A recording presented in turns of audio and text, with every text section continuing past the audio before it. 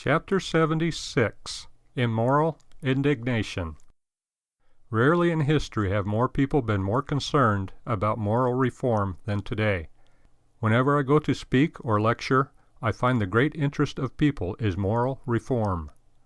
Students are indignant about the immorality of the Watergate affair, or some local scandal. Adults have their lists of moral indignation. Everywhere almost everyone is seething with some form of moral indignation. However, it is all highly immoral. I refuse to get upset about Watergate or some county supervisor's dishonesty because I know that such things are simply mild reflections of what is in every man's heart in some degree, and in most men's hearts to a major degree. In other words, I am cynical, and with good reason.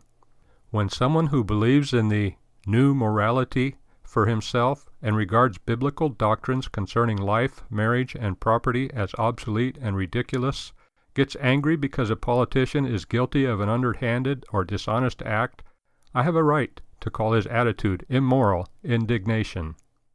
One man whom I met a few years ago talked angrily about the politician's graft, and all the women they supposedly are all playing around with. Before the evening was over, I knew what this man's problem was. He wanted the same for himself, and was angry that he could not get as much as others. In fact, a friend of mine was swindled out of a few $1,000s by this angry man. Our Lord had a word for such immoral indignation: hypocrisy.